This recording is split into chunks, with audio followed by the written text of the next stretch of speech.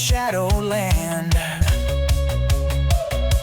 They've got fire, they've got style, they make chaos look worthwhile. Partners in crime, heartbeats aligned, together they're one of a kind. They're the couple that slays together, storming the world, it's now or never. Back to back, through thick and thin, in the game of life they always win. Blazing trails, leaving legends behind. Love so fierce, it's one of a kind. We're the couple that slays together. Oh. Hi, and welcome to The Couple That Slays Together. I'm Katie. Hey, and I'm Brandon. Wow, we got a real special treat for you guys today. Katie, how you doing? I am pumped. I am really excited to share this interview with you guys. This is The Couple That Slays Together's first interview, Yeah, and it coincides with this week's review. yeah. If you're watching us consecutively and/or you're just finding us, a couple years down the road, 6 months down the road, generally what we like to do is we like to tack our interviews on in the same week as our reviews. In this point in time, it is 2025, early 2025. We have just reviewed the Friday the 13th, 1980 film.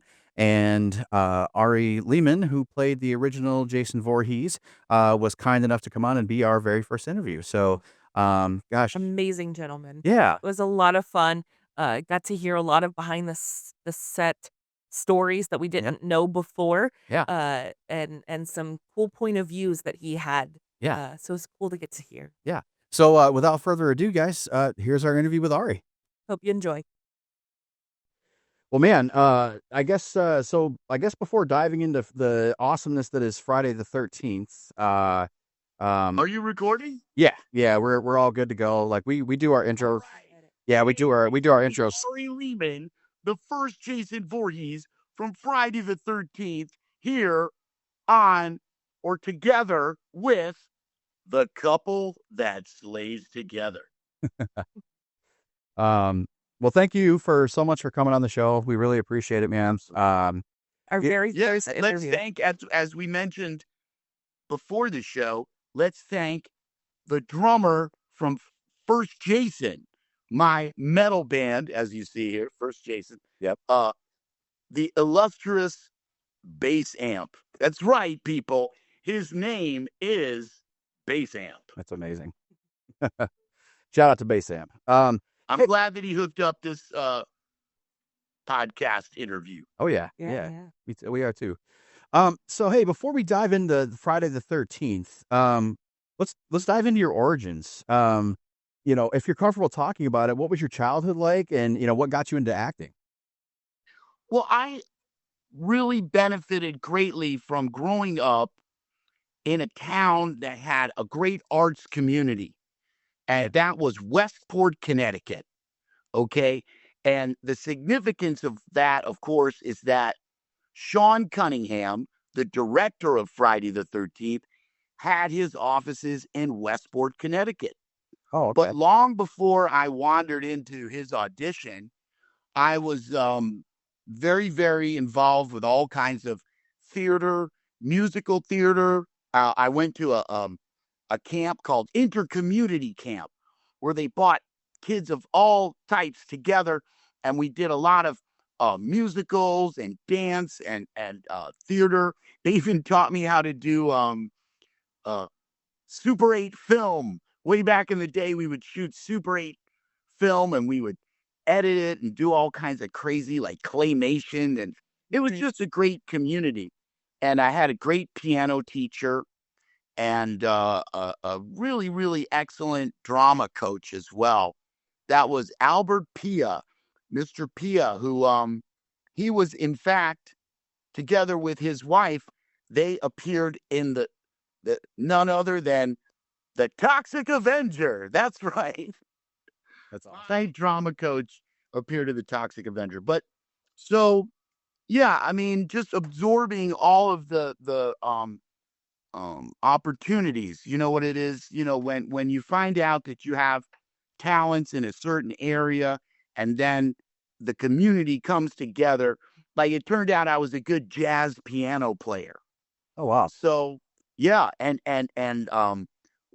because it was Westport, Connecticut, where they have like country clubs, and so they would invite me in, when I was like literally 12 or 13 to play jazz piano at the country clubs, and also at the schools, and I did solo performances, and so they really cultivated that. And in fact, several auditions came my way. Um, uh, Woody Allen, for instance, would often go to the high schools to find actors and actresses for his movies. And I from Staples High School in Westport, I was drafted to audition for Brighton Beach Memoirs, the famous Woody Allen movie. And so and I did quite well, to the point where Woody actually wanted to speak to me, and he said, I was going to cast you because you look exactly like someone from Brighton Beach. And I said, well, that's interesting because my family is from Brighton Beach, and which is in Brooklyn. But he said, there's one problem. And I said, what's that? He said, you're too happy. And if you play this role, the role involves the kid gets beaten on, and then it's kind of a sad role. And I don't know. I mean, but I was like, I could be sad, whatever. But Act sad. I kind of it was kind of considerate of him Yeah. to see that. I definitely wasn't ready for something like that. At that early age, I was super young. But what happened with Friday the 13th was there was these two guys, these brothers, who were those two guys who were like, they were twin brothers, the Basili brothers, Johnny and Bobby Basili. And so they were the kind of guys who were always looking out for everybody, and they're very nice, and wanted to help everybody. And so at one point we were all working together. They had actually helped me get a job at a French restaurant where I was working, and to have money as a kid, and etc. But so one day they said to me, "Hey Ari, there's an audition for a movie." And I said, "Well, what's it all about?" And in fact, they had been in Sean Cunningham's earlier production, which was called Here Come the Tigers, which was basically a knockoff of the Bad News Bears. So it was about a bunch of kids who played baseball. So Sean Cunningham had this idea that he wanted to make a similar movie about soccer. Okay. It was called Manny's Orphans. And it was a story of a ragtag bunch of orphans who win their orphanage back from the mafia in a soccer tournament. So that's the movie that I auditioned for. I went into the YMCA in Westport. Again, a very thriving community of artists and everything, and all kinds of stuff. And it was very, convivial. So I went in there, and but I didn't have an agent, and I didn't have my parents with me. I just brought a clipboard, and I said, "Where's the audition?" And they said, "It's upstairs." So I wrote on the clipboard, I nodded, and I wrote upstairs, like to look official. And then I went upstairs, and they're like, "Hey, where's your agent?" But I just pretended not to hear them, Yep. And I managed to land the 80-line role of Roger, who's the wingman of the lead role.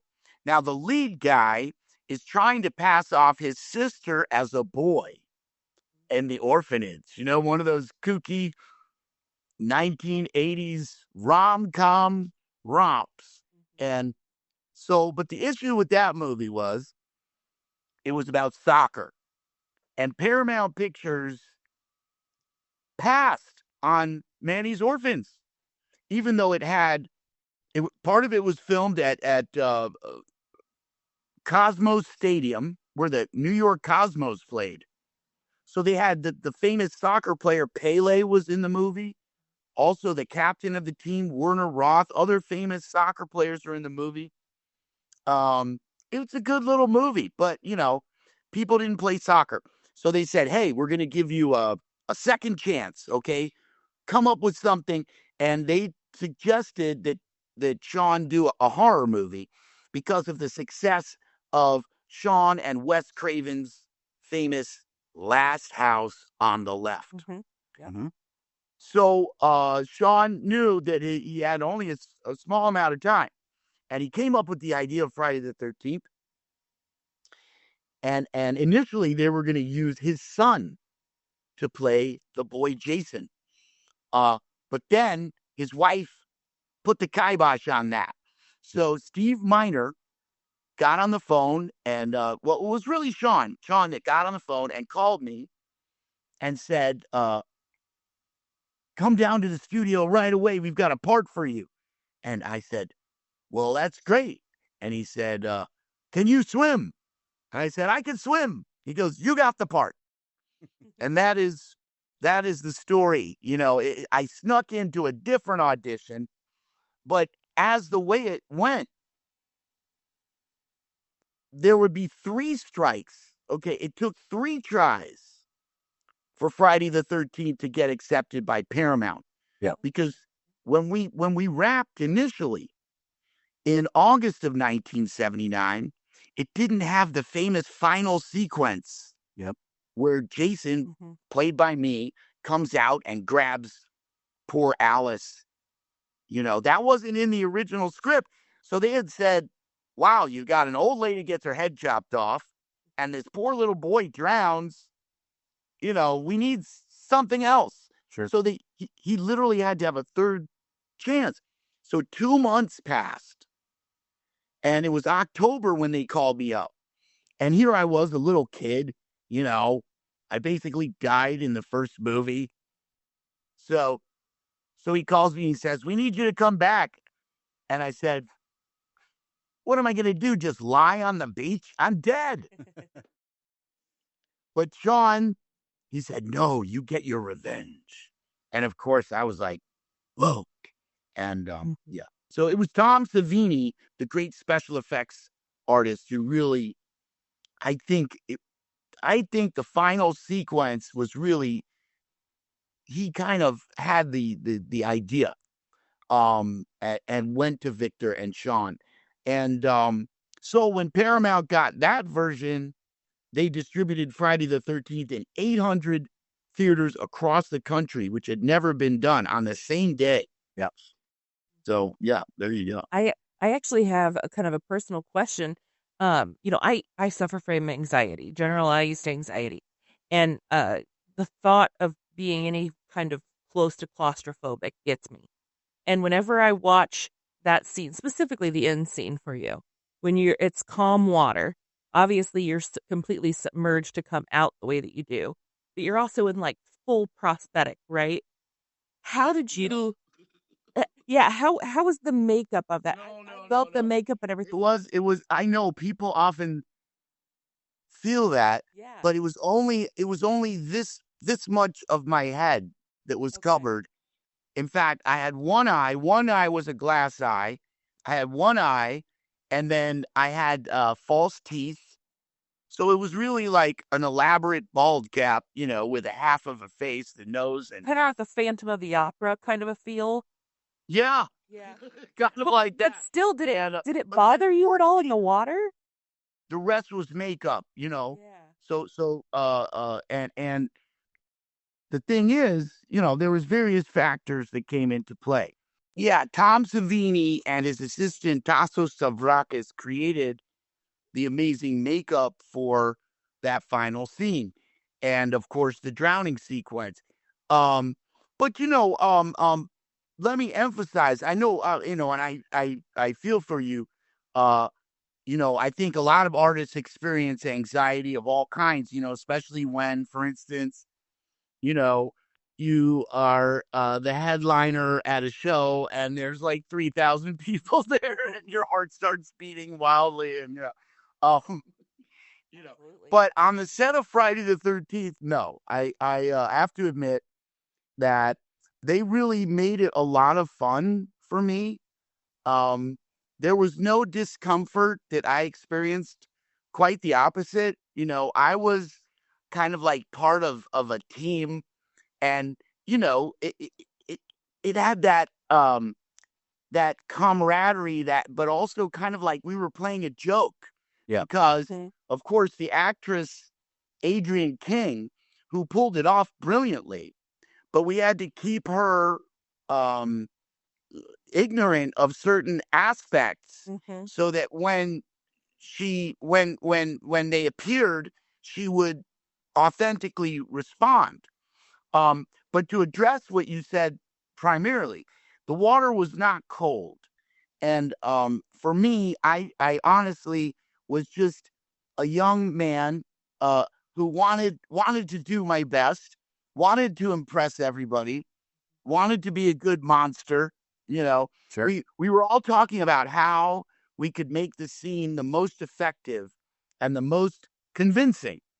So yeah, I mean, any thoughts of my own personal comfort? I mean, also remember I grew up near Long Island Sound, and I would go swimming every day in Long Island Sound.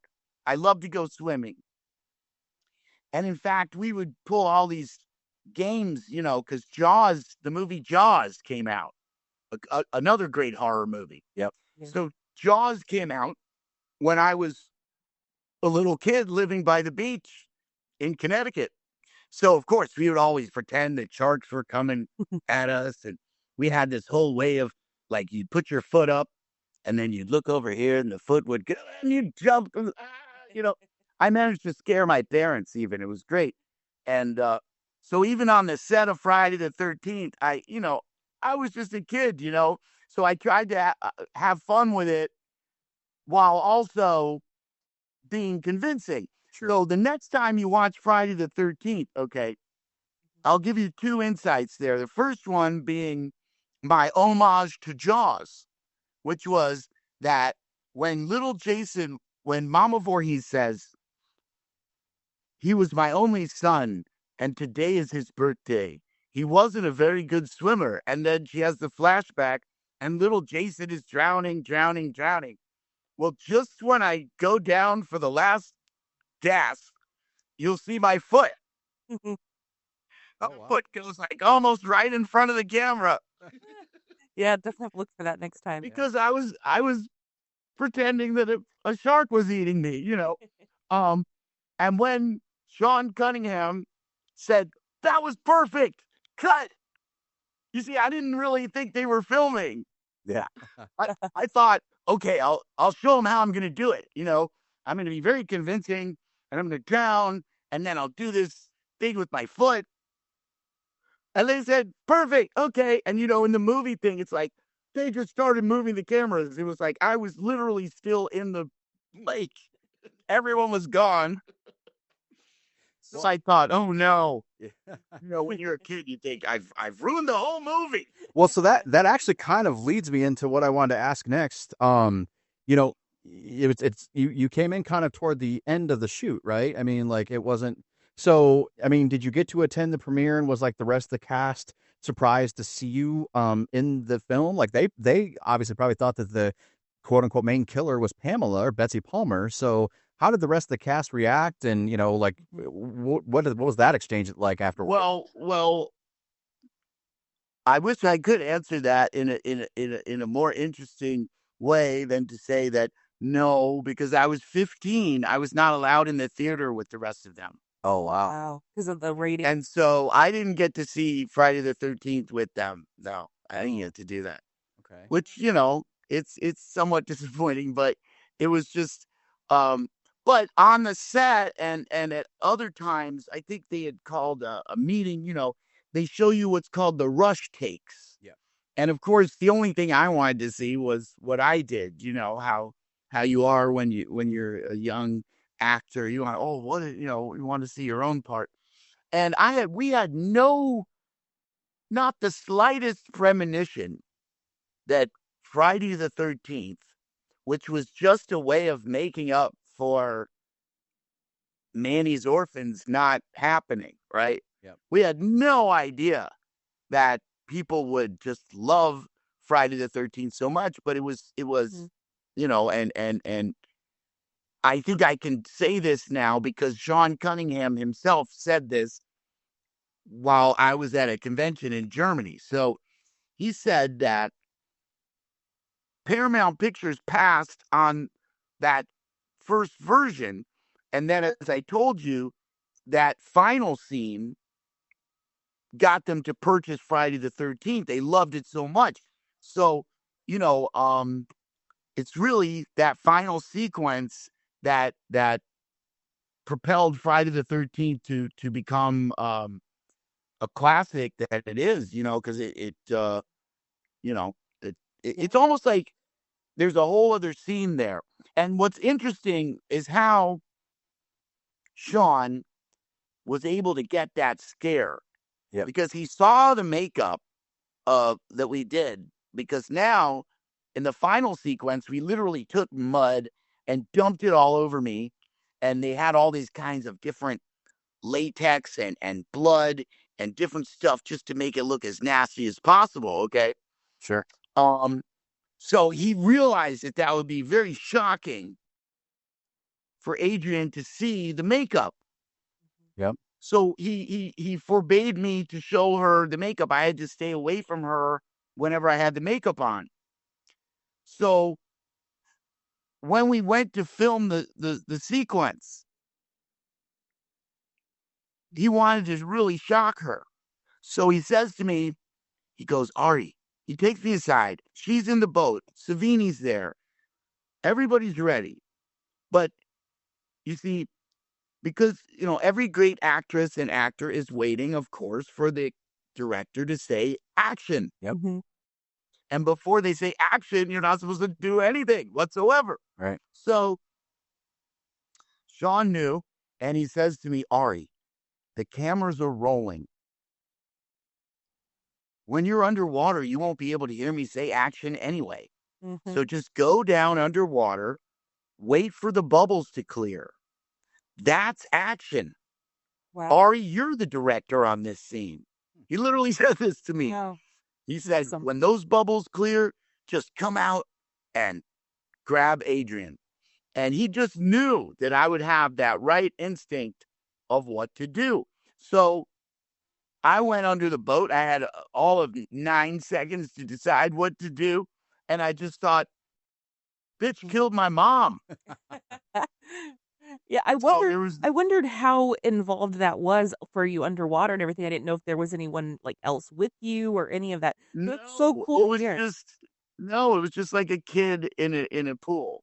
But not a pool, Well, but it was a pond. But I'm saying it was as safe as just you know, just going for a swim. yeah. Sure. And it was one Literally take. just like going for a swim. But now, okay, so I thought that maybe Adrian had kind of been told what was happening, you know, Mhm. Mhm. but no. I grabbed the side of the boat, I looked down, and there she is, and I realized this nice lady, who I basically never met, has no idea what's about to happen. And she looks back at me and sees that makeup, and she just goes, "Look." As you remember, that's where they cut that shot. Awesome. Because she then grabbed me by the arms and said, "Get the fuck off of me." And she fell out of the boat. And she looks at me, she says, "He didn't say action. He didn't need to. You jumped the gun, you know? Yeah. You know, and as a little kid, I knew better. I looked at Sean and I kept my mouth shut. I didn't say, "Oh, he told me." You know? Sure. Yeah. And how many But takes of that's that how did we you were do? able to achieve that jump. Okay, that's famous jump scare. If you watch it again, it cuts right. You'll see. Yeah. Yeah. The second take is like sandwiched around that first take. Okay. Okay. So the second take, he said, "Go out in the water now." And he actually says to me, "Ari, this time, don't manhandle our actress." If you know, being a 14-year-old kid, everyone laughed, you know. Yeah. Sure. And you know, and I thought, wow, I manhandled someone. That's pretty cool. Grow up. Yeah. Yeah. You committed to that role. That's awesome. Then I did that, and then so in other words, but again, to her credit, um, even on that second take, when she already knew everything now, she does look like she doesn't. And if you watch, she allows herself to be tipped all the way back into the water. I don't know a lot of actresses that could do that. And one of the reasons that Adrienne King, who actually is a very fascinating person, who's an artist, who has her own line of wines that have her, because she lives in Oregon, out in the woods, in a beautiful wooded area. And she's been a person who's been around canoes and lakes literally all her life. Sure. So she's that kind of gal who can, get in a canoe, and she knows her business. So yeah, she had no problem with that. Good. And but I don't think she ever forgave me for doing it. Maybe not fully trusted you just in case. Yeah. Later. Yeah. So now you talk about this little kid with all the slime all over him. yeah, no kidding. But So you talk about working with Adrienne King, but we see in the documentary Crystal Lake Memories that Betsy Palmer had saw a photo of you as Jason, as your character was added or whatnot, the end scene. Did you get to work with her on set at all, or at least meet her on set? Obviously, you probably met her later at conventions, but or saw her. Well, Betsy and I became dear, dear friends, and she really took me under her wing. We just hit it off. But that was, again, at a convention, as you met. That would be at the Meadowlands convention, which was so long ago, with Chiller Theater and Fangoria. Oh yeah. Because back in the day, Fangoria had conventions, and it was a totally different thing. You didn't collect money from each person. They would pay one price, and they would come up, and then you would just sign autographs. And Sure. of course, there was no, like, people didn't have cameras for selfies and everything back then, so that was a lot different. But Betsy, I can't say enough about Betsy Palmer. She was one of the most amazing people I ever met in my life. I'm certain that we would not be here talking about Friday the 13th had it not been for her unconventional approach to the character, wherein she invested the top level of acting into what she perceived as clearly a B movie. Yeah. And I feel that shows her self-respect, but also her respect for everybody in the world. And that's really what she was like. She wanted to always give her best. And, like we talked about it, it's famous what she said about the script, which is unfair to poor Victor, or they keep repeating that. Sure. But that's where her head was at, being the kind of actress who did theater. I mean, you're talking about a woman who'd been on Broadway, and she did Gigi, she did I think, I don't want to quote too many things. She was on Broadway. She performed together with the great James Dean. Oh wow. And they lived together. They were lovers. They lived together for 2 months. Wow. And Betsy, they did a great live television program together where, well, Betsy plays, it's called The Witness to a Kill. So she witnesses a crime that gets blamed on James Dean, but she's the only one who knows that he's innocent. Mm. And as they're doing the scene, James Dean, and it was live TV, like Saturday Night Live, but way back, okay? Black and white, live New York television. Something like Playhouse 500 or something. Or Studio One, I can't remember. But James Dean forgets his lines. Mm. And it's live TV, and you see he's just frozen. Sure. And then Betsy, just to show you her respect for theater, for the craft, she says to him, "Oh, you were going to say," and then she says a part of his line, It's awesome. and he just melts and just looks at her with such love. You gotta try to find that. Yeah, also look her. It's something else. But also Betsy Palmer, as long as we're talking about, she was in a great uh, Mr. Roberts, which was about the Navy with Henry Fonda and Jack Lemmon, and she plays like the the the commander of the wax. No, not the wax, the waves. The female sailors, okay? Yeah. And there's this very sassy, brassy scene she does when she boards the ship and she sees that the sailors have the telescopes all pointed at the waves shower stalls. Yeah. So anyway, Betsy was just an amazing lady, and we would hang out together, and I would bring her treats and flowers at the conventions, and then she would always have a little party in her room, and I would bring her flowers. She would ask us to move the furniture. She would, "Oh, I don't like this couch over here. Bring some people," and we would move all the furniture. Yeah.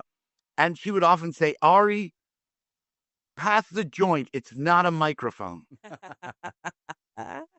That's great. Yeah, unfortunately, I got into the convention scene a little later than a lot of my friends, a lot of people I knew. So I did not have a chance to meet her, nor did I get a chance to meet Richard Brooker. Those were the two that I'm like, oh man. But it's been great to see Mike DeLuna hit the cons, the last Yeah. year or two. So that's been really great to He's just the have. guy who's in the noose, right, in part 3.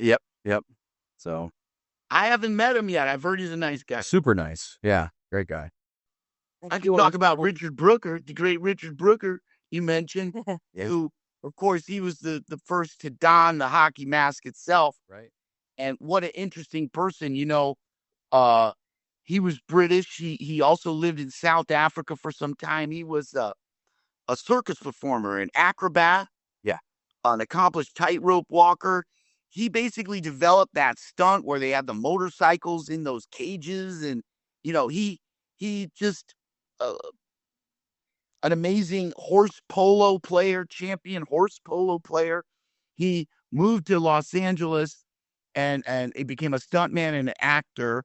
He was in some TV series, and then he also was an inventor of sorts. People don't know about this. Huh. And a director. He directed 10 episodes of Bill Nye the Science Guy. Oh wow. And he worked with Gordon Ramsay, the chef. So with Gordon Ramsay, he developed the sizzle cam. Okay. Richard Brooker. Wow. He invented the sizzle cam, like when they go in to look at the sizzling food. And what else did he do? He also developed a type of digital communication that presaged the cloud, and he got an Academy Award for that invention. And so just a remarkable individual, Richard Brooker. Yeah. So most of these big masked character killer horror franchises, they start with their big masked killer. Michael, Freddy, Leatherface, etc. Like, how do you feel about the evolution of Jason over the years, especially since Jason wasn't the original killer and Pamela was? Is it odd that Jason is the one that kind of took that crown, that Friday the 13th crown, if you will? And you being the very first. It's a good question. It's a good question. I guess I stole the show. Yes, you did.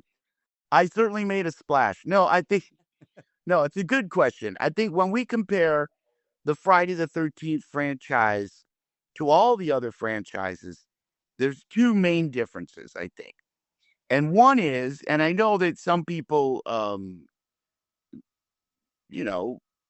don't celebrate this as much, but like if you look at Michael and you look at Leatherface in particular, Jason is not really, although he has more kills, but like Michael has no cap.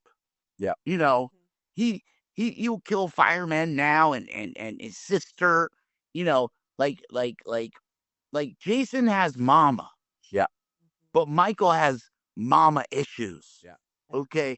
And then, Leatherface, oh my God, that's just, like we can kind of relate to Jason because of mama, because of his territorial uh, uh behavior. But of course, he's righteous vengeance gone horribly awry. Yet, still somehow he has a moral compass. He has a certain ethos. He's a terrible, evil villain, but he's different than those other characters. So that's, and of course, it also has to do with the fact that the production team for Friday the 13th changed every time. Yeah. Okay. So who did they turn to determine how this slasher character would develop? And of course, they turned to the fans. Sure. More than any other franchise, I think that Friday the 13th owes its continued existence to the fans. Yep. And to how much that they just happen to characteristically be dedicated to Jason because he's somehow relatable, and I think that speaks a lot about the writer Victor Miller and the director Sean Cunningham, in the sense that they wanted to present more than anything. Sure. They wanted to make a fun, scary movie. Yeah. They wanted it to be fun. They wanted it to be shocking and to give you a big jump, but they wanted it to be fun. Yeah. And so that's why we have, the sexy scenes and Kevin Bacon's carrying on and just all the good stuff and the counselors and Crazy Ralph Sure. and Rex Everhart as the truck driver and the lady in the diner. And it's all these kind of mundane, real world things that we can relate to. Yeah. As opposed to perhaps if you were to say to me, the most frightening of all the slashers to me. Now, oddly, it's the two that speak. And that's Doug Bradley as Hell Priest or Pinhead, as they call him. Mm-hmm. And you look at how surreal and abstract and oh my gosh, everything about Hellraiser Mm-hmm. is so it's out of the mind. It's very much a cerebral, like a drop of blood has fallen on the floor and he emanates from this because of the evil. And that's much deeper, if you will, than Friday the 13th. And, not that movies have to be deep, the Friday the 13th is fun and visceral, but see, okay. And so Doug once said to me, in fact, I said, Doug, how much I loved Hellraiser, the aesthetic, the look, the script, Yep. And he said, I think that's wonderful, Ari. And let me tell you, I love you.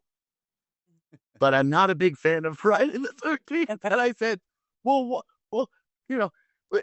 maybe he didn't say it that way. But what he said was, you see, in your movie, the cadaver is there and then it's gone. Yep. But in Hellraiser, the cadaver asks you for a cigarette and then goes to dinner with you and more. Oh my gosh. Okay. Yeah. So that's, I love that kind of stuff. And then, of course, the one that scares me by far the most, slasher that scares me the most, and don't say it 3 times, is Candyman. Oh, yeah. Mm-hmm. Because I grew up in the city. Yeah. And you talk about, oh my gosh, wow, that movie, I couldn't take my eyes away. Like I have a tattoo here, which is a mashup of Friday the 13th, and you see it's a beehive. It's got bees all That's over. awesome. Oh, that is awesome. Look, Yeah.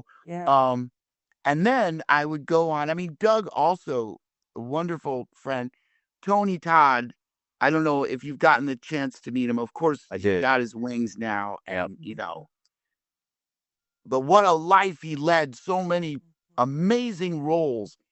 A man who could do Shakespeare, a man who played, the chief Klingon. Like everything he did, he brought such authenticity to it, and just such a dynamic and captivating actor. You just um and for all the depth, yeah, that those scenes in Candyman just, you know. So That kind of so I don't know where we're going here. We're talking about slashers. No, it's So going in a good direction. that's perfect because it leads me to my question that I had for you as well. Um, One thing that I always kind of I was a psychology major, so I love to think of why do we think the way that we think as, individuals, society, etc. Why do you think that so many people from so many different walks of life, socioeconomic, religious, ethnic, all different walks of life, we come together and we love horror. Now, maybe he likes slasher more than I do. I like paranormal more, whatever. But we all like to watch a scary movie. Why do you think, it's such a draw for us? Well, I think that there is a commonality across all of those groups when we look at certain topics. Yep. And one of the topics that is always addressed, in my opinion, in horror is madness, insanity, which is something that every person in the world, we all live in our own minds, and we all have moments when we embrace thoughts that we know are far from sane. Okay. Mhm. Yeah. And what I like to think is that the horror movie, it empowers us to release those thoughts, and then they become manifest in the form of theater. Sure. And then ultimately, depending on the writer and the directors and other things, we perceive that if we allow ourselves to go into that chaotic realm, it's not going to end well. Okay. Yep. In other words, we need to have certain guidelines, in real life that we don't have in horror movies. Okay. So in the horror movie, we're able to go and if you will, exorcise those demons Sure. in a safe place by naming them. Because when you name something, then you can control it. If it's just a fear that's overwhelming you and you can't have the specificity, then the artist is the one who is left to write those thoughts, those ideas, so that we can all confront them safely. Yep. And but I also think, if you will, I mean, let's remember that all of these monsters came out of the pen of some writer. Yep. I mean, even Godzilla was once just an idea in the in a writer's Right. mind, But ultimately, horror across, our society tends to get a bad rap. And I think that's the worst, because if you look at some of the highest forms of literature, whether you're talking about scripture, whether you're talking about Shakespeare, whether you're talking about opera, whether you're talking about, you look at some ancient Greek plays. I mean, look, Yeah. Hamlet's father comes up out of the grave and says, your mom is now sleeping with my brother who killed me, and I want you to avenge his murder, my murder. I want you to avenge my murder. And then Hamlet accidentally kills his girlfriend's dad, and then she kills herself, and then at the end they're all dead. And that's Hamlet. Yeah. Yeah. Okay. So it's like, that's a horror movie. That's a horror play. Oh yeah. And if you look at the Laurence Olivier 1948 version of Hamlet, it was actually directed by the same man, or I think he was the director of photography, who was also the director of photography on the Christopher Lee Elizabeth Selwyn story. It was called City of the Damned in England. It's called Haunted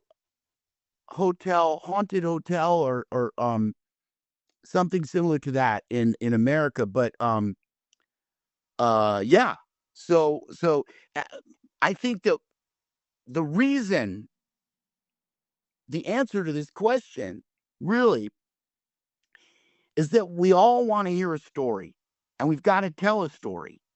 But if you tell a story in a way which is, I don't know, banal and pleasing, it will not get the kind of attention as if you use the devices, like if you use, Cain and Abel, and Pillar of Salt, the Great Floods. I mean, when you use horrific elements, you're going to get people's attention. Sure. I mean, that's really, I think, how it is. So Absolutely. you look at all the great, you know, uh, mythology and folklore and all the ghost stories.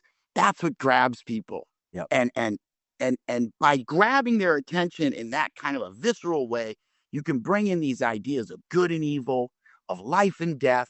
So, I think horror is a great device in order to get people's attention and hold on to it. Absolutely. Yeah.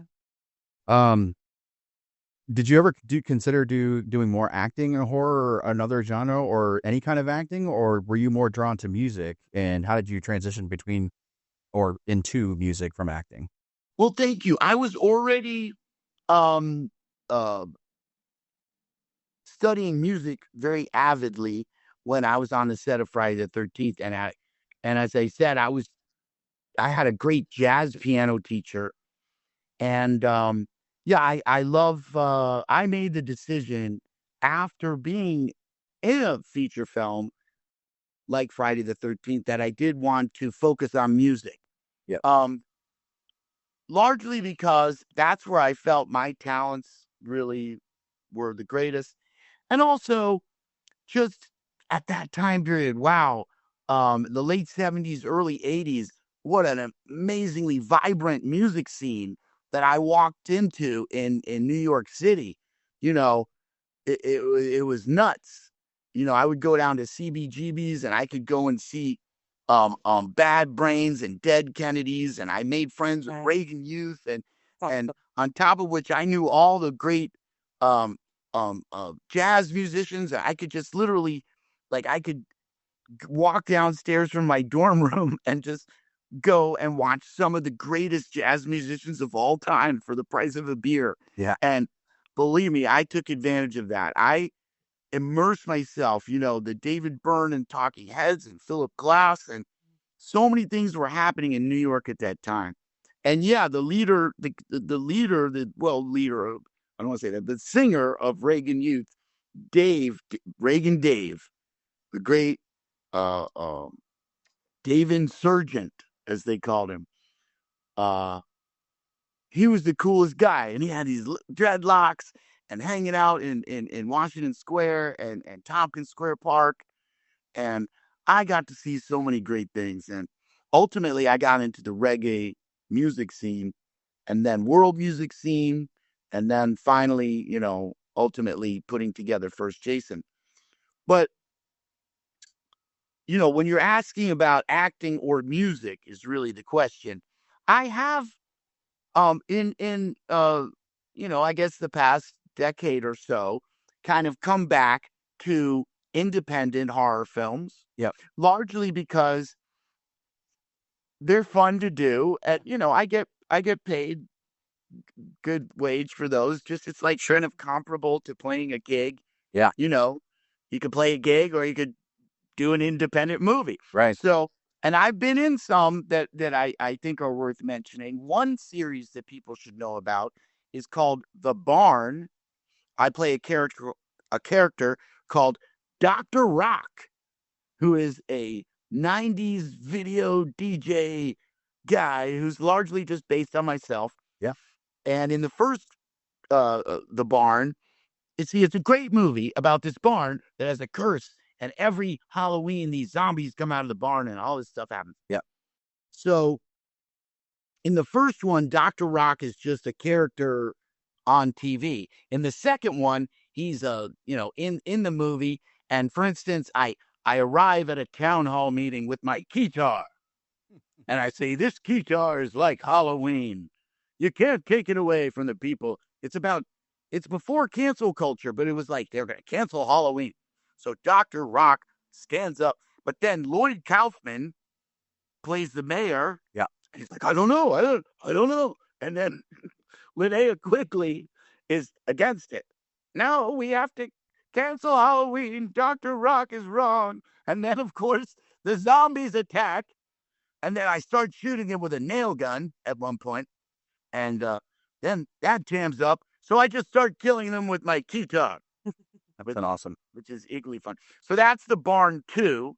Now, I'm pretty sure completed almost, because there's going to be a part with Dr. Rock, but that's planned for The Barn 3. And The Barn 3 stars my good friend who I did a musical collaboration with, Courtney Gaines, who played Malachi in Children of the Corn. Yeah. So, we did that Killing It song together. That's awesome. So, yeah. And there's another one that I did that I think people would have fun with, in which I get to play the devil. Okay. Okay. Yeah, it was fantastic. You see how much fun this is? Yeah, man. Yeah. I just take those kind of roles where they're like, "Can you play a mad scientist?" I'm like, "Yes." Yeah.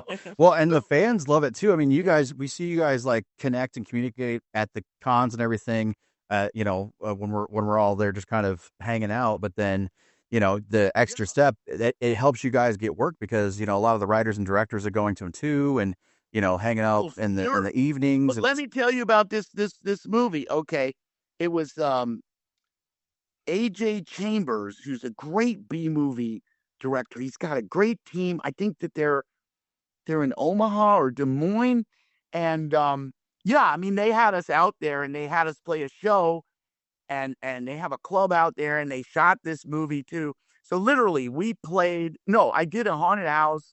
Oh, we played the second night, but in between, okay, so I showed up at the set at midnight, and they airbrushed my entire body red. I had horns, I had hooves. It's amazing.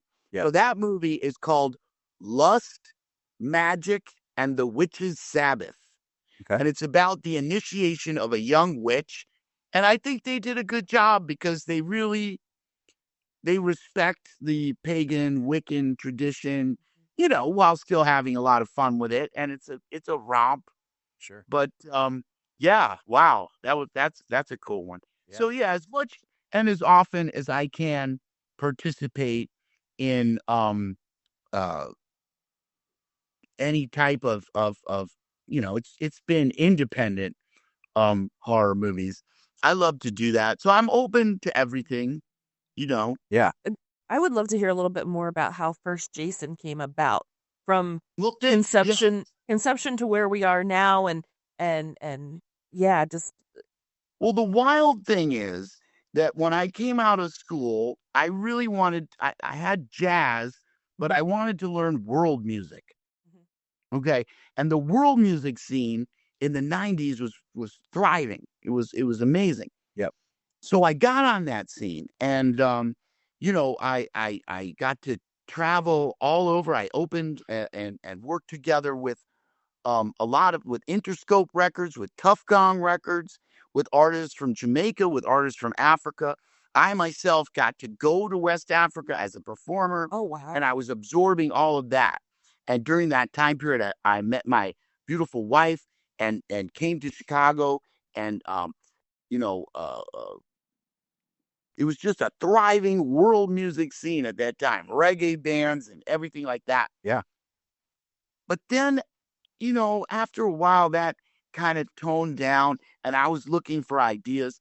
And at that time, interestingly, I received a letter, for an email from someone asking me, "Hey, did you sign this photo?" And I said, "What? I've never autographed any photo." He said, "But you're Ari Lehman, the guy who played the boy Jason, and I just paid $50 for this on eBay." And I went, "Now, wait a minute." So it turned out that had been forged. Oh, wow. Oh, wow. But we found the person, and he claimed it was a third party, and he returned monies to the people. Sure. But in the course of that, I discovered what was going on, and some people also realized that I was there, available. Yeah. And the first person to reach out to me was Tony Timpone from Fangoria magazine. Yeah. So Tony did an interview for me, and then he brought me out to do a convention. So by the time I got to the first convention, which was that Meadowlands show, I had my reggae music with me. And, I some people bought the album and they went home and listened to it. They came back, and here's these big metalheads and punks. And they're like, "Yeah, we like reggae. Reggae's cool, man. This is good." Then I kind of thought to myself, hang on, why don't I hit them where they live? They love metal.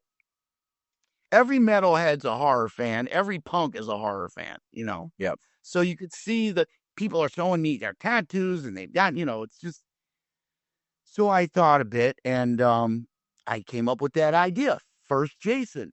So there were two musicians who helped me a lot. One had worked together with the Cro-Mags, the drummer. Another, his name Amit. They called him Cleaver. And another one was the bass player from Chuck from Macabre, who they call Nefarious. Okay. So those guys recorded on my first two records with me and helped me a lot.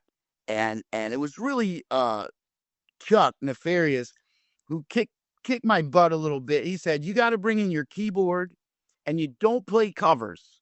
Yeah. Because at the beginning I would I would sing Glenn Danzig's Mother. I would hold a big head of Pamela Voorhees. That's hilarious. Mother. I would sing to it, And but then someone stole that head, man. Oh. Where was that? Oh, yeah.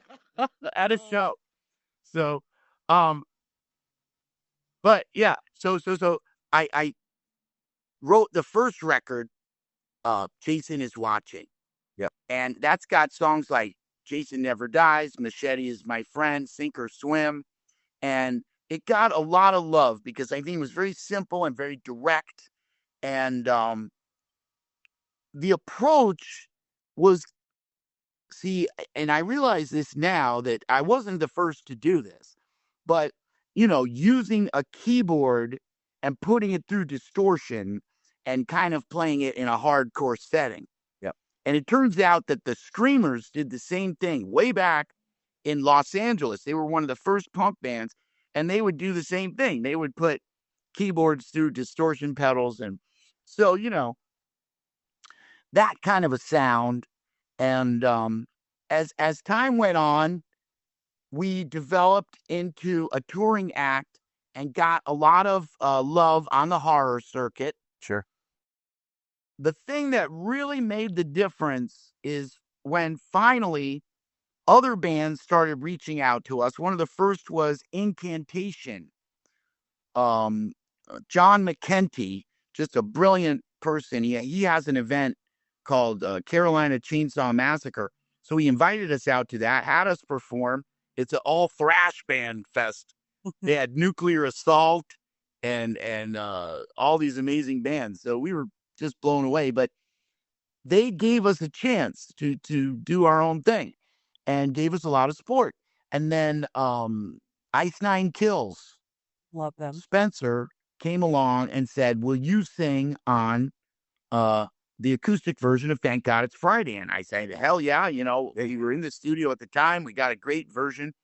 we worked together with Rob Ruccia at Uptown Recording here in Chicago, which is where Nonpoint works out of. I don't know if you know Nonpoint, everybody out there, but they're kind of a sister band, a big sister band who's been helping us a lot. And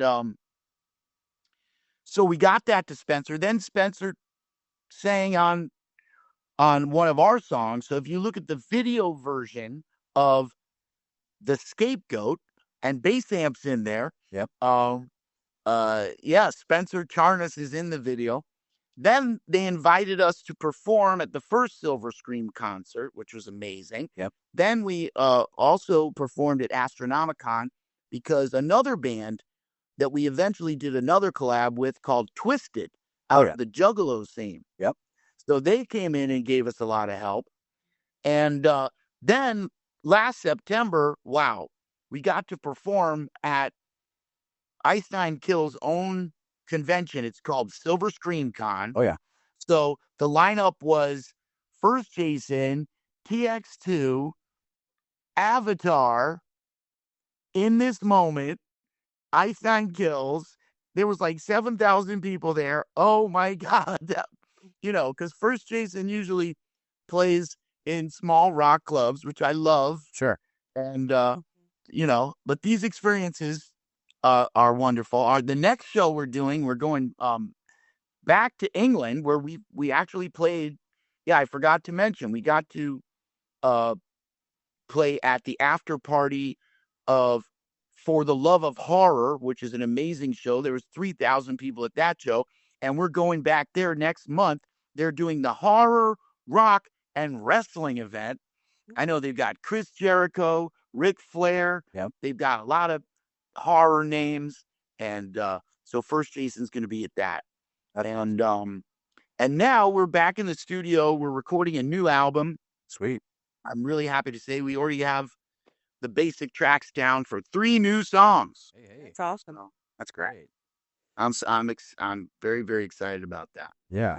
So, you know, with all this, you know, going between like acting and music, you know, I've got a buddy of mine. So, you know, I've worked in the convention scene now for about 12 years. The last 5 or 6, I've repped a lot of like, you know, I there's a couple horror people that I work with, but I've worked a lot with. So you like a convention agent? Yeah, I worked a lot with different Power Rangers actors, and I've got a few, you know, that are horror. Oh, I know those people. They're great people. Yeah. So, you know, I've got one of my Red Rangers who he you know, was a Red Ranger, like I said, for 2 of the seasons. But, you know, he lives in South Carolina. He's got his own, like, he works with like his talent agency. He's like a part owner or like a high up in there.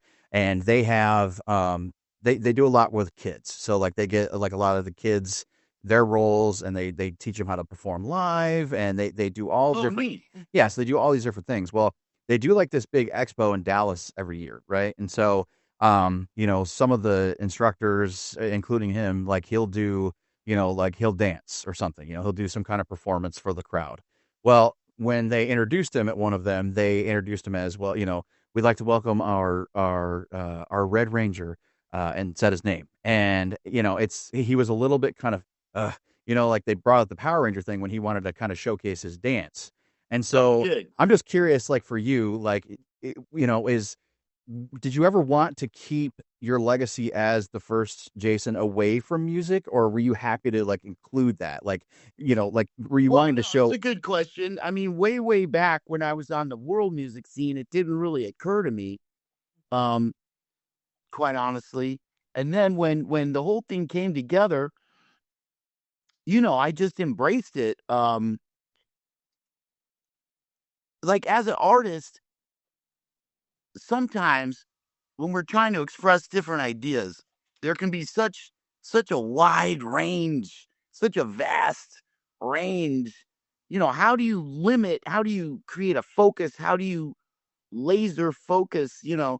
And so what I found was between the concepts that are present in the movie Friday the 13th, Yep, and the ideas that present themselves by having been, you know, like the experience of being that kid. Yep. So that creates a kind of framework wherein I can, you know, elaborate within a context that other people, we've got a common ground. We're at Crystal Lake. Mhm. So, if you look at the lyrics to my music, um, it's obviously a great extended metaphor, in which I'm playing with all kinds of ideas of life and death Sure. and territorialism Yep. and family. We say blood is thicker than water. Family first, blood is thicker than water. So there's all kinds of concepts that you can entertain, I think, within any storyline. And I would say I'm enormously blessed in being given that option. And I do know that, I want to acknowledge that I do know that I'm not Jason Voorhees. Oh, of course. Yeah. Yeah. Because, it's not that. But it's being able to play with that in a metaphorical way, and in a way that then it creates this accessibility. It creates accessibility, which is really good. So Awesome. one thing that we do on the couple that slays together with our review is as a viewer. So if you could take yourself out of playing the character first, Jason, but as a viewer, Sure. we have 2 questions, and that is what's your favorite kill, and what's the best scene overall for Friday the 13th for you? The entire series No, of Friday the 13th. I got it. just just the first movie, but you as a Oh, viewer. no, just the first one? Yeah, just the first one. What's your favorite scene and what's the best kill? Well, I think they're both in the same scene, which is Yeah. which is the love scene with Kevin Bacon. Yeah. Through his throat. Because yes, that kill. And there's a lot of elements there. I think the scene itself reveals to you a lot about the way that Sean tries to involve the audience. And let me explain. So at first it's a scene between 2 people. Mm-hmm. Okay. Yep. It's Then it's just not a just love 2 scene. people. It's a romantic, sexy scene. Sure.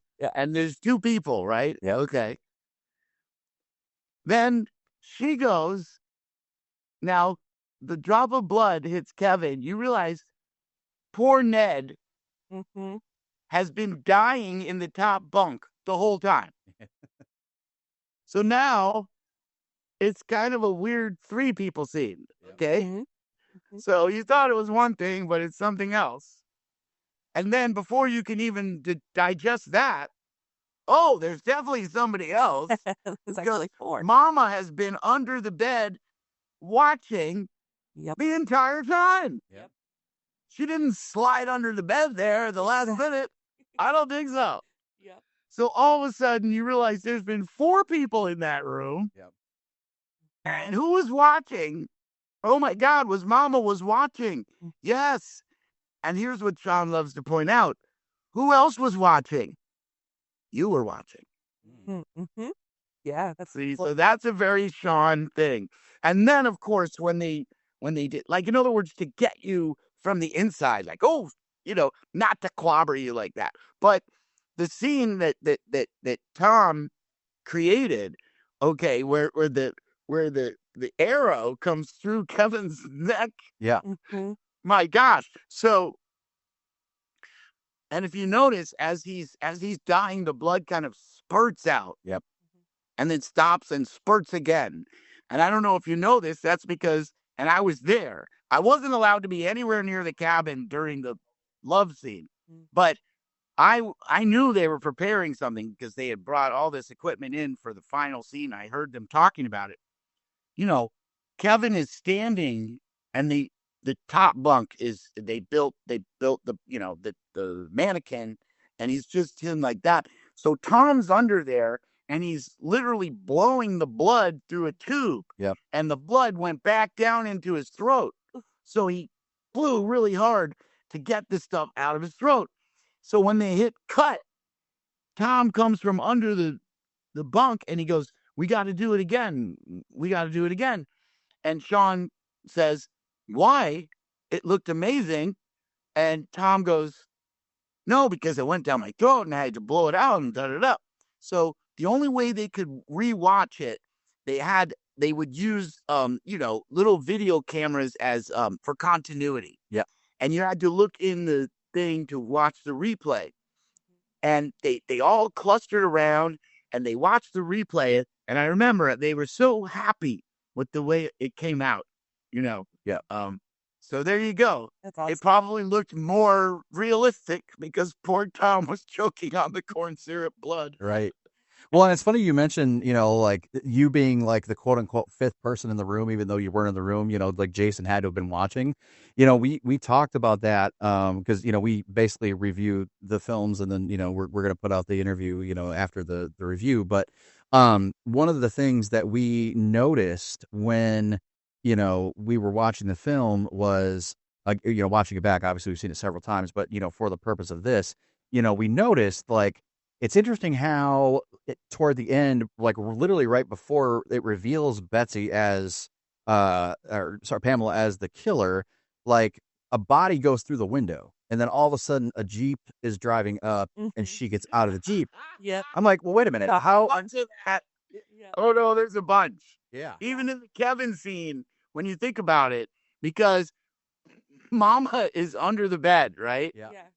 And she kills him. And then what she do? Run into the bathroom with an axe? Right. Because Right. she goes to get her in the bathroom. Yeah.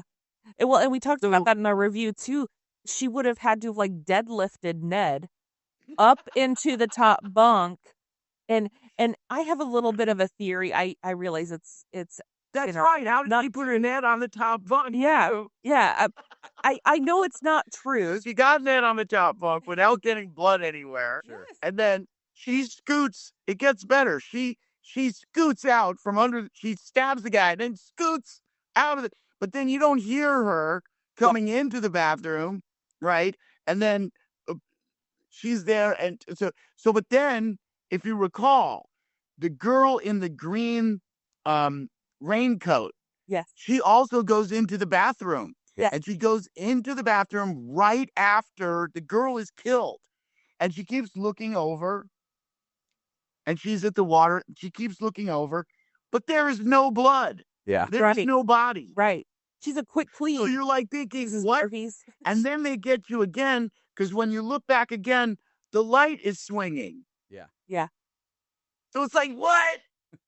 Yeah. My thought, and this is in our review as well, but I always kind of wondered when we learn that Jason's coming out of the water, I'm like, did Jason help his mom? Like, it was, if he's still truly alive, but and that's another whole contingency thing, right? So was it little Jason under the? No, it couldn't be. Because Right. his hand comes around. Right. But it's also kind of like he really wouldn't have been young, right? If he was still alive the entire time and he's helping mom. But there is several things like that where you're like, man, she's strong and she cleans quick. Right. How did she get there? Yeah. Oh, yeah. Yeah, and the guy's hanging and all that stuff. Yes. Yeah. Well, it's interesting. I think, of course, they shot it in a certain order, and Mhm. they want certain scenes in and out and such.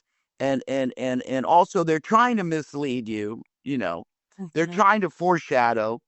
They're trying to maybe make you think that Christy is the killer at one point. At one point, when Bill kills the snake, which I hate. Yeah. I hate that they killed the snake, Mhm. but they have Bill and he's there and he's got the machete. Yep. Which is very later Jason image. He's got the Right. machete. Yeah. Right. Nobody really ever notices that. They're foreshadowing. He's looking evil and there's all this, And if you ask me, that's a deliberate reference to another movie called Dementia 13. Okay. And in the movie Dementia 13 by Francis Ford Coppola, It's basically very similar storyline. It's about a woman who has this big mansion and this estate. And every year on a certain day, she commemorates the untimely drowning of her daughter in the pond on the lake. And she thinks that the child is trying to speak to her from beyond the grave. It's a very similar storyline. And at several different points, there's two sons. There's one son who's like the slick, sophisticated son. Yep. And there's another son who's kind of a little, he's like the younger kind of, I guess, loser son or something like that. He's not the big champion. And at one point, they try to imply that to show that he could be the murderer. So, and it's a scene very similar to that. So I think they're trying to actually throw you off to make you think Bill is the killer at that Right. point. Yeah. So, let's bear in mind that ultimately the final form of Friday the 13th, with that sequence with me at the end being so significant, I mean, that wasn't even conceived of until after the wrapping of Friday the 13th. Right. So certain elements as far as the storyline, I think they maybe the continuity was allowed to be a little bit open-ended. Yep. Yeah, what's To your leave room, like maybe they were going to decide a different ending. Who knows? I mean, they ultimately did. Yeah. Brandon likes to say, what is it? Suspend disbelief. Like, Yeah. it's like you got to just be like, it's just for the movie, or it helps move the plot along, or it's something like that. So Yes, I think that if we look at what is the message and what is the message in these stories, it has again to do with murder and madness. Mhm. Is she justified in doing these killings? Or is Mama just crazy? right. And there's a movie that I feel inspired both Friday the 13th and Child's Play. And it stars Anthony Hopkins, Burgess Meredith, and Anne Margaret. And it's from 1978. It's about a magician who has a little puppet. And he's had hard times. But then the puppet starts talking to him. And he becomes very successful. And people think the puppet can talk. And what's going on? The movie's called Magic. Yep. So then the puppet convinces him to kill people. And again, he's confronted. Is he just crazy or is he justified? Sure. And so that's very much like Child's Play with the talking puppet. But the scene that's like Friday the 13th is, and especially the ending, is that there's a scene in a boat on a lake, and it's very well acted. It's Anthony Hopkins. I wish I could remember the name of the actor.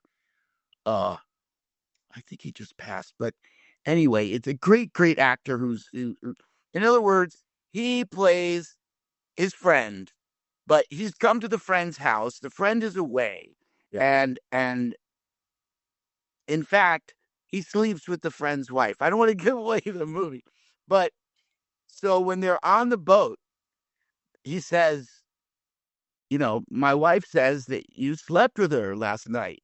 And he's looking the other way. And Anthony Hopkins, you think he's going to kill him. And so it looks exactly like the scene from Friday the 13th. It's amazing. Anyway, I haven't given away too much of that film, but I really suggest people check out Magic. Yeah. And you'll see, I feel that the directors and writers of Friday the 13th and Child's Play and other movies were inspired by that movie because it's really a great film. Yeah.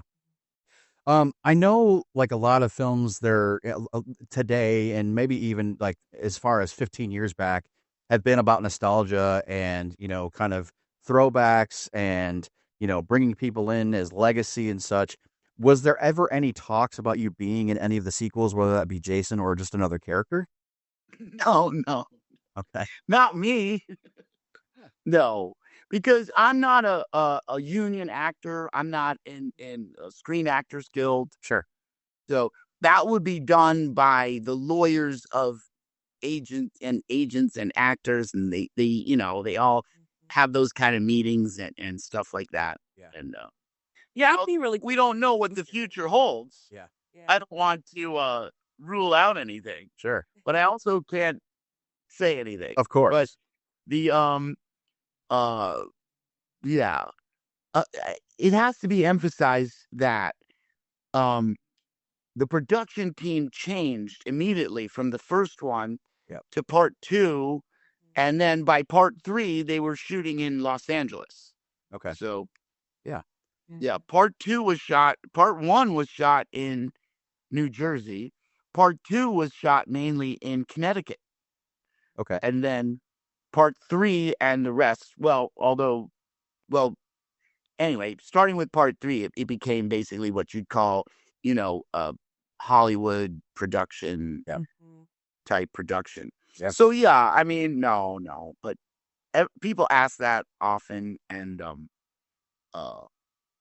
I'd love to do anything. I mean, anybody calls me for any role, I'm gonna give it some serious consideration. Absolutely. I think it would be cool if you were like a wacky camp counselor or something, and Yeah. like the true fans be like, "Oh, that's the first Jason, though." Like, Yeah, that'd I be could be so the cool. music counselor or Right. the arts. Yeah. Well, I'm running the arts cabin.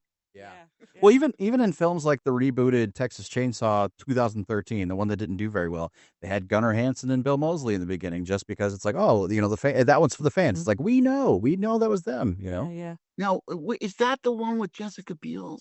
No, that's 2003. So 2013 was the one. It was, you pretty much only saw Leatherface. It was like an alternate reality sequel. It had what's her name? Daddario, Alexandria Daddario in it was the main final girl, and ended up being his cousin. So Yeah. Oh, I didn't see that one. yeah. Yeah. But I will say I do like the one. I guess the one you said is the 2003 one. Yeah. I thought that one was absolutely shockingly brutal, and From the very it, beginning. Leatherface is largely portrayed by my friend Andrew Bryniarski in that, and he is an amazing person. Yeah. Who I he's just my good buddy. Oh yeah. I think that the way that they directed and shot that one, a lot of other slasher films kind of imitated. Yeah. After that. Yep. He's the one that you got to meet. We did the in costume photo with him Oh. this past Halloween. Yeah. Yeah. The juxtapose of him with his tiny little dog was amazing. Loved it. What time? You mean one of his dogs? Yeah, he had one of his dogs with him. He had it was, It's like a Pomeranian. yeah, I think so. Yeah. It was so cute. Yeah. Yeah. Which was cool. Yeah. So you've been involved in the horror convention scene. Like, what's your wildest, like, memorable fan interaction? Like, did anybody give you anything unique piece of art? Like, what's that been like for you? The wildest fan interaction. Well, there's so many wonderful, wild, and zany things that happen. Once we were in North Carolina at a haunted attraction, and we were playing like a little metal fest, and this fan comes up, and he wanted me to sign his shotgun. Oh.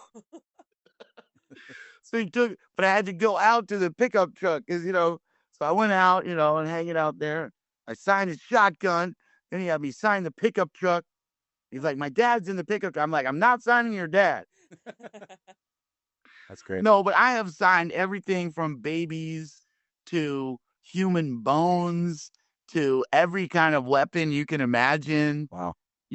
Wow. And it's such an honor when people ask you to sign them, and then they get it tattooed on themselves.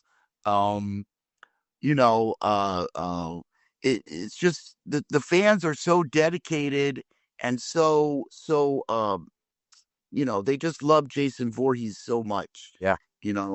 There's so many I'm trying to trying to think of something just so wild and crazy. I mean, we've done everything. Like I've been actually at Camp Crystal Lake itself, Yeah. where we did people would get in the boat and I would jump out and grab them. You know, That's awesome. Yeah. we've done everything. Now, does it have a spooky vibe or anything there at all? Well, that's a good question. I feel, especially in the first movie, that the camp is almost like a character in the movie. Yeah. Like there's those scenes where you don't hear any soundtrack and it's just the lake, Yep. or the forest or the moon, and I thought they did that very effectively. Yes, I would say there is an atmosphere there, and it is definitely worth visiting and doing the Crystal Lake tour.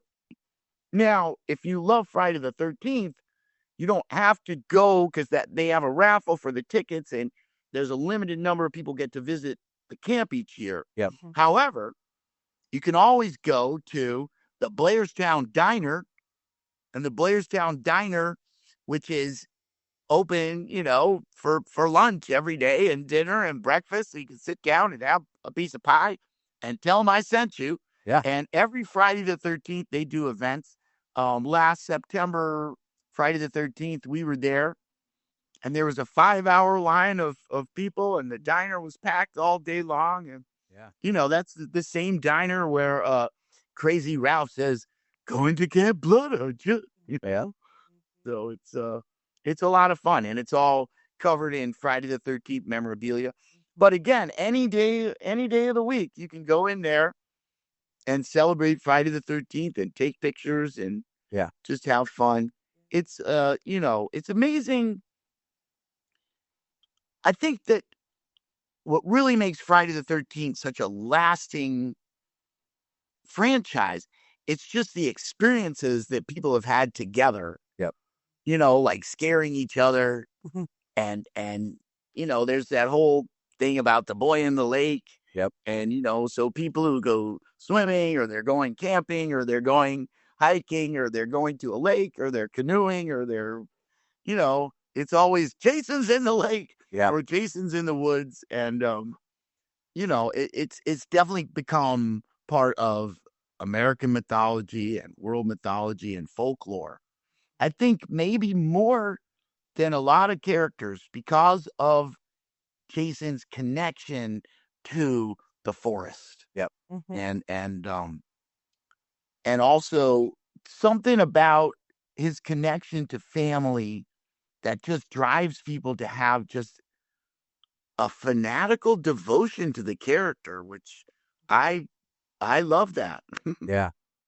One thing I'll say to you as something two things I really appreciate about my interactions with you in these conventions. The first one was I don't know if you remember this. It was 9 years ago. We were at this con that nobody was making any money. It was dead. We were at in an abandoned ice rink. And, oh man, and Sid Hay was there? I don't remember if he was there, but I know you and Basamp were there. It was a pop culture guy. It was called Villains Con.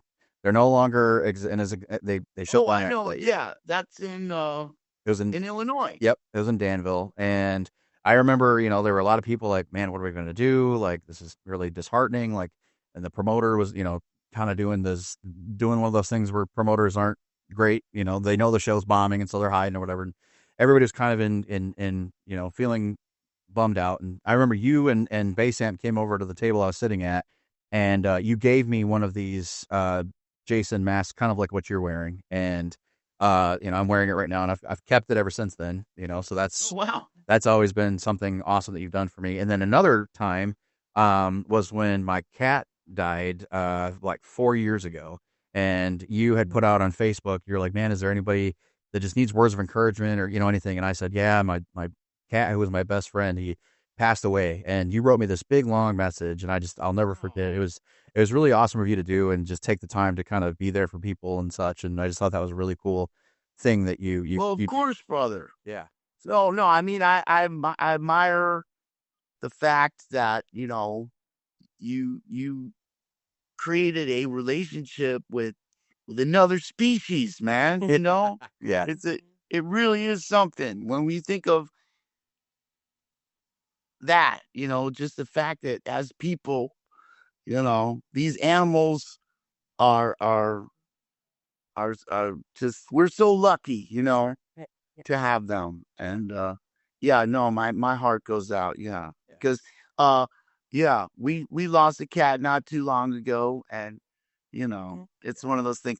But like I said, I'm sure I said in the letter, you know, the cat is not gone, still with you forever. Forever. Yep. Yep. Yeah. We don't have children, but we have a lot of animals. We are big animal people, Yep. and we've we've lost both of the ones that I guess you could call them the familiars, companions, or our closest animals. But you're still with us, 100%. They're still with us. Well, that's just like me and my beautiful wife Elaine. We don't have children, and we have fur babies. Yep. Exactly. Yeah, yeah. That's one of the things when you make friends with furry people.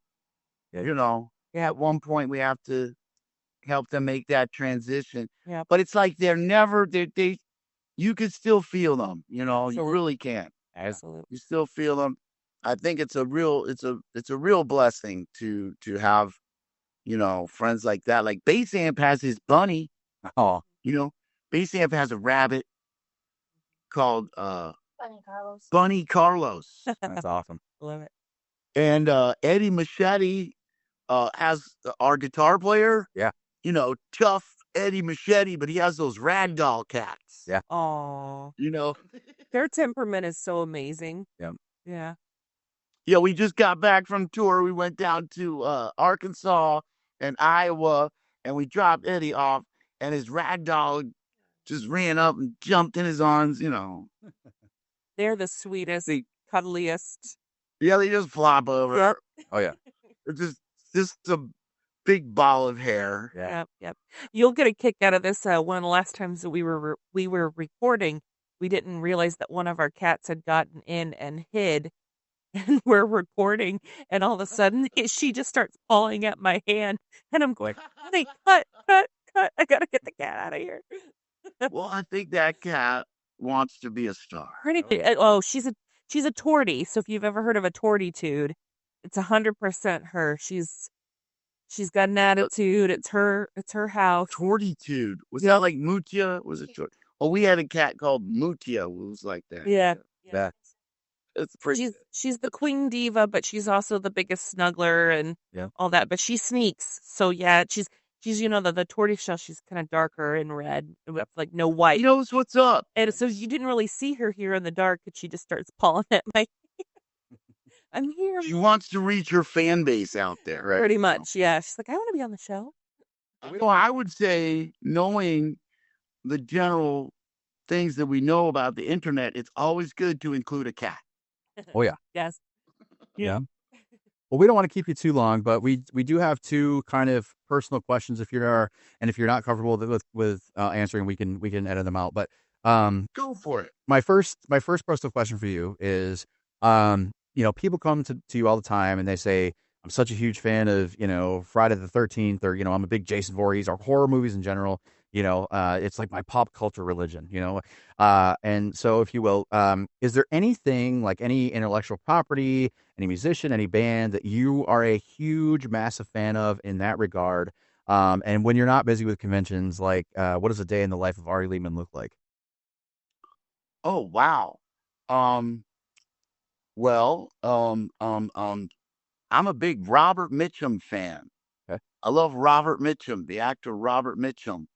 And I think that people should see Night of the Hunter.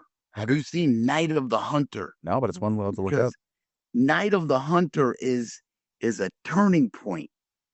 It's just such an inspiration for me. I can quote the lines. It's Charles Lawton directed this film, and it stars Robert Mitchum. And Shelley Winters, it's her first movie. And wow, the way she ends up is even a reference, you know, kind of to Friday the 13th references her demise in a way. If you but I don't want to give away too much. In this film, Robert Mitchum plays an itinerant preacher who's going across the country, but he's it's really a departure from the European Gothic style of horror, where we have, the mansion and the decrepit vampire or the wick of the evil scientist, and then the peasants are coming, Sure. No. This is totally different. This is very much an American horror film. And I feel it's the first slasher film, if you will, Okay. because it departs from the horror vibe and it's about a man who is bent on killing. And at first, he seduces and kills widows. Okay. Okay. And anyway, I don't want to give too much of it away, but one thing that's an iconic image that has lasted with cinema that was started in Night of the Hunter was where he has the word hate and love tattooed on his knuckles. Yeah. Hate and love. Old hate. He tried to fight down love, but love came back. In the end, love was victorious. And he's preaching to the people there. It's an amazing film. Yeah. The use of music in that movie is amazing. It's just the photography is amazing. It talks about a time in American history about the Great Depression. Yeah. And it talks about some really tough issues. Yet it's a movie, it's absolutely poetic and it's shocking and it's a great movie. So please see Night of the Hunter. Yeah. That's and what was the other question? Oh, what's a day of the life of Ari Lehman look like? When you're not at horror cons or anything else. Oh yeah. Well, thank you. I wake up, I walk my dog. My beautiful wife makes me some lovely breakfast, and then it's looking at different things, whether it's scheduling, got to schedule, make sure everything's together for scheduling, and then talking to different conventions. Of course, I have to. I'm working on the new album. Yep. So right now, there's a lot of writing going on, and sitting here, and the way I like to write is to really get in the focus and get the notebooks out and just kind of approach it as a daily task, because if you get into that cycle of writing, then all of a sudden it just becomes more natural. Yep. And you find yourself just doing it. Yep. And then just I live in Chicago. Yep. I love to take walks and meditate, do yoga, exercise, go down to the lake, walk my dog. There's a lot of great cool things in my neighborhood. And and when it comes to watching movies, I tend to love to watch movies at home with Elaine, and then because I can fast forward, or rewind, Yeah. I can watch a part again, and then I can, if I see some reference, I can reference that and, Yeah. try to, that's definitely the way I like to watch movies, like maybe like 2 or 3 times, Sure.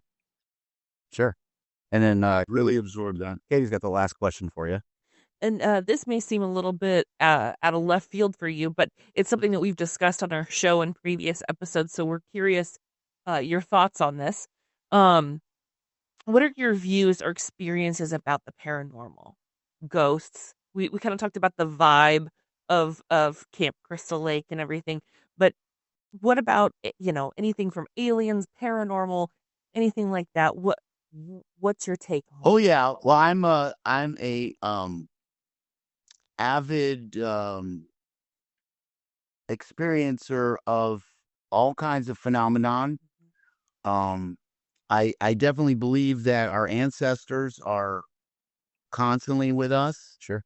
I also believe that every person has a spirit team Yeah. that is constantly with you, and that you need to access each day at a certain point of the day so that they can work with you, and that includes your ancestors. Yeah. I also believe that, and have encountered all kinds of um, spiritual activity, Yeah.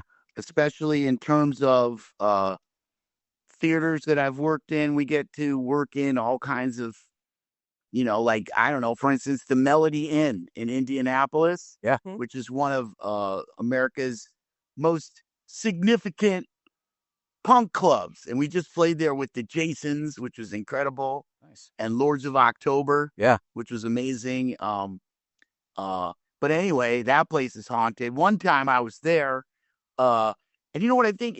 I don't believe in ghost hunting. Yeah. Because I think ghosts know that we're there, But so in other words, but sometimes you can kind of, so like sneak up on them, kind of, because like, okay, we were playing the show, and so everybody was in one area, and I went to put my guitar away.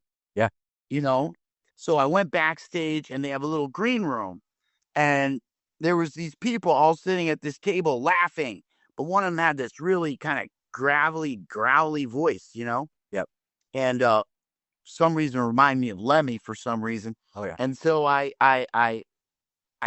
put my guitar down, and then I turned around, and there was nobody at the table whatsoever. Oh wow. And so I went, huh. And so I went to the bartender and I said, now wait a second, I think I saw the ghost of Lemmy Kilmister. He goes, what? Tell me what happened. And I said, well, here's what happened. And one of these people had this really kind of growly voice like this. So I said, he goes, oh, well, you saw the ghost of the former owner of this place. And I said, what do you mean? He said, yeah, she's always at that table because that was the table that she would always sit at. Yeah. And the voice that you heard, which kind of sounded like this, was because she was one of those people who smoked so many cigarettes, she had to use one of those things. Yeah. She would press up to her voice. And that's exactly what it sounded like. Yeah. So every time I go back to that club, I say hi to her because she's always at the table. Yeah. And she's checking on everyone. So when you go to the Melody Inn in Indianapolis, make sure you check for that. Absolutely. I'm highly aware that this planet is not only inhabited by human beings, but that it's inhabited by several different, if not dozens of different of species of sentient beings similar to ourselves, some of whom I believe I have encountered. I've seen all kinds of activity as far as unexplained phenomenon, aerial phenomenon, UAPs. I've seen literally hundreds of those. Yeah. And now the evidence is there that this is the case. Sure. And that we share this planet just like we share this planet with so many species of animals. We share this planet with other species of sentient beings like ourselves. Yeah. So yeah, I mean, that's a great question. Yeah. Well, and kind of Oh. going along with that, and again, judgment-free zone, there's no right or wrong answer. What are your views on the afterlife, and where do we go from here? Wow. Well, in my opinion, that the life we've been given is to recognize that, in fact, our true identity is consciousness. Yeah. And that it's consciousness that everybody shares the same consciousness. Sure. Like a metaphor, like what if there's millions of buckets and they're all filled with water, and in the water you could see the reflection of the sun. Yeah. But the wind is just moving the water in each bucket, So if you say, who are we? Are we this body, this bucket? Yep. Or are we the emotions, the water, Are we the mind, which is the perturbation on the, and we could see that reflection? Because if you look in each bucket, you're going to see a perfect reflection of the sun. You see, and then one day the bucket, it cracks and the water flows out. We can actually take the water and put it in a little baby bucket, right? And you look in that baby bucket, you're going to see the reflection of the sun in that bucket, just like in all the buckets. So ultimately, when we come to understand who we are the sun. Yep. We're not the bucket. We are the one that's being reflected. Each one of us is reflecting the same exact consciousness. And all of this material form is a way for consciousness to experience itself. Yeah. So ultimately, our task is in recognizing that our true identity is consciousness. Yeah. I do love what So you said about our ancestors and everything.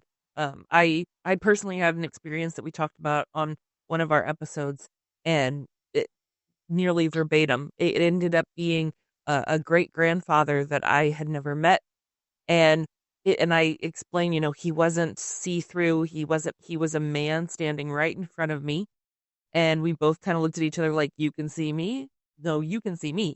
And it was very much like what you said you experienced, where it seems to be that they are with us and that they are aware, and it was very much a, "Oh, we can see each other" moment. So personally feel validated. I'm like, "See, yes, that's very similar to how it was for me." So I appreciate you sharing that. Yeah.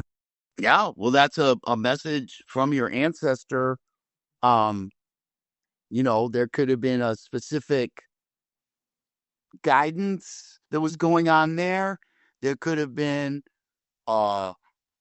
he could have been forming an obstacle for protecting you from something that you didn't even know was just beyond him, or maybe a moment that you needed to be attenuated just a little bit in time.